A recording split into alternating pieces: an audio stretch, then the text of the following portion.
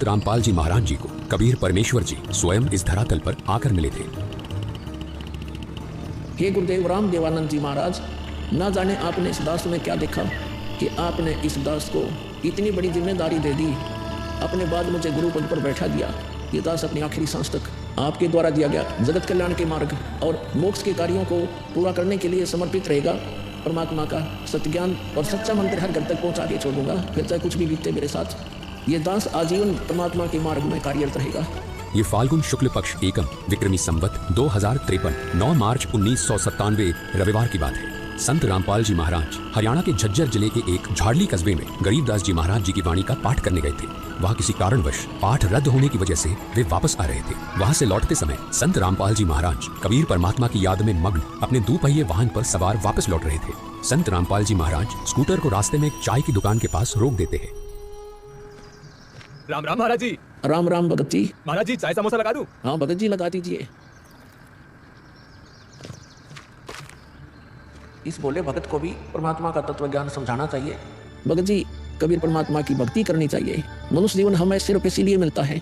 मानुष जन्म दुर्लभ है ये नलन बोरुम बोरे, जैसे तरवर से पत्ता टूट गिरे वो बोर न लगता डोरी।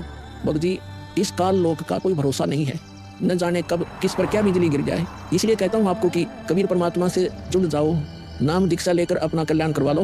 वो कबीर परमात्मा यह भी आपकी और आपके परिवार की रक्षा करेगा और मृत्यु के बाद सीधा मोक्ष को प्राप्त कर जाओगे। ठीक कहते हो महाराज जी। हे कबीर परमात्मा, ऐसे गंदे लोक में जहाँ आदमी की जिंदगी का पल का भरोसा नहीं, व्यक्ति यहाँ जी कैसे रहा है, ना जाने कब क्या हो जाए, कब कौन सी बीमारी हो जाए, कब दुर्घटना हो जाए, कब कोई संसारिक आपदा आ जाए। दाता आपकी भक्ति के बिना यहाँ किसी को ना सुख मिल सकता है और न ही मोक्ष। ये बात ये बोले जीव कब समझेंगे? आखिर ये अज्ञान अंधेरा कब दूर होगा? दाता आप ही दया करेंगे कबीर परमेश्वर। ये बोले जीव तो अपना जीवन आपकी भक्ति के बिना व्यर्थ ही कर रहे हैं।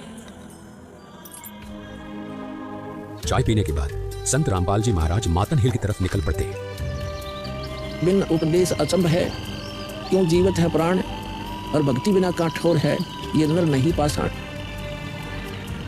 आगे चलकर संत रामपाल जी महाराज स्कूटर को एक पुलिये के पास रोक देते हैं। इस पुलिये की खास बात ये थी कि संत रामपाल जी महाराज जी ने इस पुलिये को सिंचाई विभाग में जूनियर इंजीनियर रहते हुए स्वयं बनाया था। क्योंकि ये पूरा क्षेत्र जंगल नुमा था, इसलिए संत रामपाल जी महाराज जी को इस पुलिये पर बैठना बहुत अच्छा लगता था और नौकरी के दौरान वो इस पुलिये पर बैठकर परमात्मा की याद में खो जाया करते थे। हे दयालु कबीर परमात्मा, आप जी हम नीचों के लिए 600 वर्ष पहले एक भयानक रूप धारण कर इस गंदे लोक में 120 वर्ष तक रहे। आप जी को गर्म तेल के कढ़ाई में डाला गया, खूनी हाथी से मरवाने की कोशिश की गई, दरिया में डुबोकर मारने की कोशिश की गई। आप जी को बदनाम करने हेतु झूठी चिट्ठी डाली गई। आपके साथ कितने जुल्म ढाए गए, फिर भी हे दयालु कबीर परमात्मा, आपने क्या कुछ नहीं किया अपनी सतलोक से बिछुड़ी आत्मा को अपनी शरण में लेने के लिए, इस तत्व ज्ञान को सब जीवों तक पहुंचाने के लिए।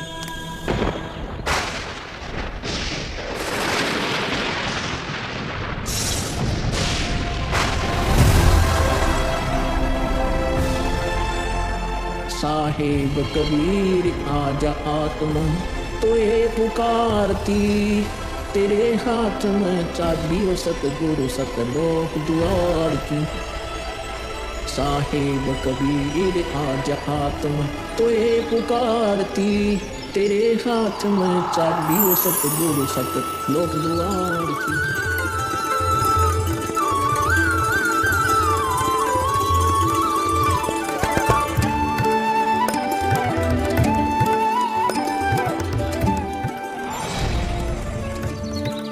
राम राम भगत जी। राम राम। आओ भगत जी बैठिए, खड़े क्यों हो? संत रामपाल जी महाराज अपने परने को पुलिया की दीवार पर बिछा देते हैं और महात्मा जी से बैठने का आग्रह करते हैं। कहाँ से आए हो बेटा, क्या करते हो? भगत जी वैसे तो मेरा गांव धनाना है, जिला सोनीपत में पड़ता है। अब एक छोटा सा मकान बनाकर रोहतक में रहता हूँ।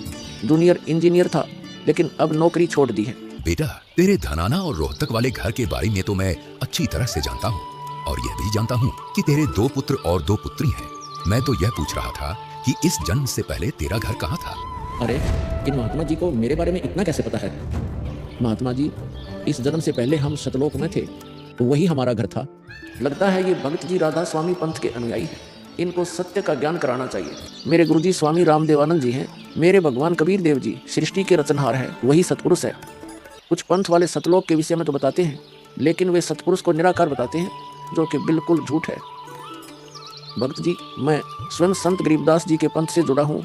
संत गरीबदास जी गांव छुड़ानी जिला झज्जर वाले थे और उनको 10 वर्ष की उम्र में कबीर परमात्मा जी जिंदा महात्मा के रूप में मिले थे। उसके बाद कबीर परमात्मा जी गरीबदास जी की आत्मा को अपने साथ सतलोक ले गए थे और वहाँ की सारी व्यवस्था दिखाकर उन्हें इस धरती पर वापस छोड़ा था। फिर उन्हीं बालक गरीबदास ने सतलोक के बारे में बताया कि ऊपर सतलोक है, वहाँ सारी सुख सुविधा उपलब्ध है, सदाबहार बाग है, नर नारी की सृष्टि है। वहीं पर एक गुम्मट युक्त महल में कबीर परमात्मा जी सिंहासन पर बैठे हुए हैं और वहीं से कबीर परमात्मा जी इस सृष्टि को चला रहे हैं। हम सब वहीं रहा करते थे, वही हमने जाना है। जो सतलोक में केवल प्रकाश ही प्रकाश बताते हैं, उनका ज्ञान गलत है, वे मोक्ष प्राप्त नहीं कर सकते। भक्त जी, उस बालक गरीबदास ने वाणियों के माध्यम से बताया है कि गरीब अनंत कोटि ब्रह्मांड का एक रति नहीं भार, सतगुरु पुरुष कबीर हैं कुल के सिरजनहार। कौन कबीर? हम सुल्तानी नानक तारे दादू को उपदेश दिया, जाति जुलाहा भेद नहीं पाया, काशी माहे कबीर हुआ। बहुत आनंदित करने वाली बातें करते हो, और बताओ कुछ। इन्हें अपना ज्ञान अधूरा लग रहा है, हो सकता है ये नाम दीक्षा लेकर परमात्मा से जुड़ जाए। भक्त जी, अगर आपको अपना कल्याण करवाना है तो एक ही तरीका है, नाम दीक्षा। मेरे पूज्य गुरुजी ने मुझे नाम दीक्षा देने का आदेश दे रखा है। मैंने अपना घर और नौकरी छोड़ दी है, अब गुरुदेव जी की ही आज्ञानुसार प्रचार और दीक्षा देने का पवित्र कार्य कर रहा हूँ। बेटा, क्या तुम्हारे गुरुजी ने तुम्हें सारनाम और सार शब्द देने का भी आदेश दिया है? इन्हें कैसे पता सारनाम सार शब्द के बारे में? गुरुदेव की आज्ञा थी कि अभी सारनाम को सार्वजनिक नहीं करना है। उन्होंने कहा था कि मुझे स्वयं परमेश्वर कबीर जी मिलेंगे और वही मुझे सारनाम को सार्वजनिक करने का सही समय बताएंगे। तब तक यह सारनाम केवल विशेष विश्वास पात्र अनुयायियों तक सीमित रखना है। बेटा रामपाल, मैं ही सत्य पुरुष कबीर हूँ। अब वह समय आ गया है सारनाम और सार शब्द प्रदान करने का। वाह भक्त जी, मैंने आपको बता दिया कि कबीर परमेश्वर मुझसे मिलने आएंगे, तो आप स्वयं ही कबीर परमेश्वर बन बैठे। मैंने अपने गुरु जी से पूछा था कि हे गुरुदेव, मैं कैसे पहचानूंगा जो मुझे मिलेंगे कि वे कबीर भगवान हैं? गुरु जी स्वामी राम देवानंद जी बोले, यह विश्वास करवाना, वो पहचान करवाना उनका काम है। तभी तो मैं बता रहा हूँ, मैं ही सत्य पुरुष कबीर हूँ। कबीर परमेश्वर जी सबको जिंदा बाबा के वेश में मिले, आप तो जिंदा बाबा वाले वेश में नहीं हो। जिंदा महात्मा तो मुसलमान साधु होते हैं। मुसलमान धर्म तो अभी 1500 साल पहले ही बना है। मेरा असली वेश तो यही है, जिस रूप में मैं तुम्हारे सामने खड़ा हूँ। रामपाल, तुम मेरी परम हंस आत्मा हो। जगत कल्याण के लिए मैंने ही तुझे भेजा है। अब सही समय आ गया है सारनाम और सार शब्द देने का।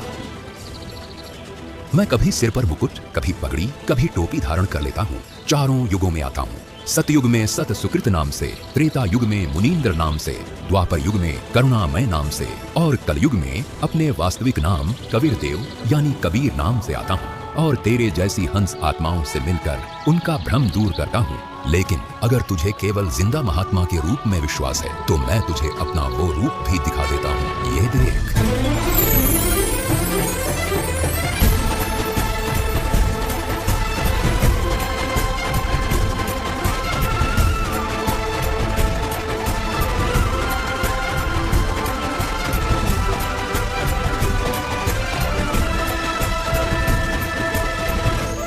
हे परमेश्वर, मुझे क्षमा कर दीजिए, मुझसे अनजाने में गलती होगी। आपने मुझे साक्षात दर्शन दिए और मैं आपको पहचान न सका, मुझे क्षमा कर दीजिए परमपिता। बेटा रामपाल, अब वो समय आ गया है जो मैंने धर्मदास को कहा था कि कलयुग बीते 5500 पांचा, तब यह वचन मेरा होगा साचा।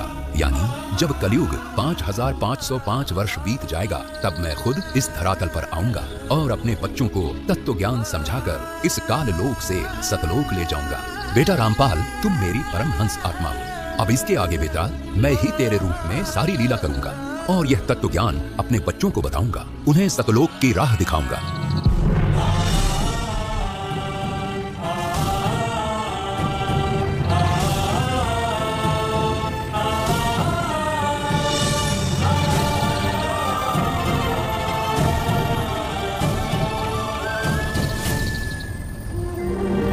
इस प्रकार कबीर परमात्मा संत रामपाल जी महाराज जी को सह शरीर सतलोक भेज देते हैं और अपनी लीला को आगे बढ़ाते हैं।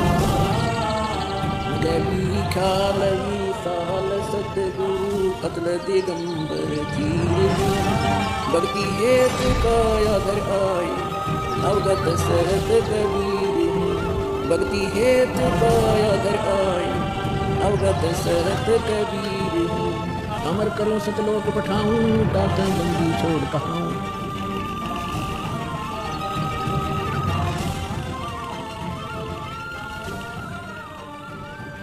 इस प्रकार कबीर परमात्मा संत रामपाल जी महाराज जी को सह शरीर सतलोक भेज देते हैं और स्वयं सर्व सृष्टि रचनहार कबीर परमात्मा संत रामपाल जी महाराज जी के रूप में संपूर्ण संसार का उद्धार करने के उद्देश्य से इस पवित्र मिशन पर निकल पड़ते हैं। संत रामपाल जी महाराज जी के रूप में कबीर परमात्मा स्वयं को छिपाए हुए हैं। उनके इस लीला को समझना आम जीव की समझ से बहुत दूर है।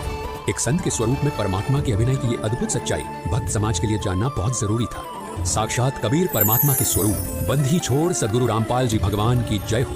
अब बच्चों ज्ञान पूरा आ चुका है और वो ठीक का समय आ गया है। गुरु पूरा, ज्ञान पूरा, भगवान पूरा, सब ही नारी नर शुद्ध तक जब ठीक का दिन आवंत कपट चातुरी छोड़ के सरल कबीर गहनत। बच्चों वो ठीक का दिन आ गया।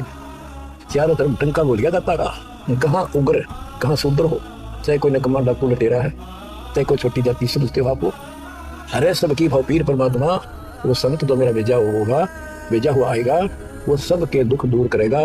अरे सबकी भाव पीर सो समान समदृष्टि है समर्थ सत कबीर, वो एक समान समदृष्टि का है, सबको एक दृष्टि से एक समान प्यार देगा, सबको एक जैसा व्यवहार देगा, एक जैसा सच्चा नाम सतनाम सार शब्द देगा, वो समर्थ सत कबीर ही होगा। बोलो बंदी छोड़ कबीर साहब की जय हो। आपके मोक्ष के लिए परमात्मा ने कसर नहीं छोड़ रखी, जो भी संभव व्यवस्था है वो सारी कर दी है। बच्चों तुम भी दया करियो, रहम करियो उस परम पिता पे। बच्चों आने वाली पीढ़ियां आपको याद करा करेंगी, वो तो चांद सुनी रहेंगे, आपका नाम रहेगा कि हमारे कौन माता पिता कौन दादा परदादा दादी इसे अमृत ज्ञान को हमारे कुल में लाए थे। आने वाली पीढ़ियों के उद्धार के लिए तुम जिम्मेवार हो, कुर्बान हो जाओ। पहचान लो उस परम पिता को और पहचान लो अपने कुलदेव को। परमात्मा आपको मोक्ष दे, आपको सद्बुद्धि देकर रखे, आपको भगवान की याद बनी रहे, सतलोक याद रहे, काल का कष्ट भी याद रहे, यहाँ भी सुखी रहो, सतलोक में सदा सुखी होकर ये दास का आशीर्वाद है। सत साहिब।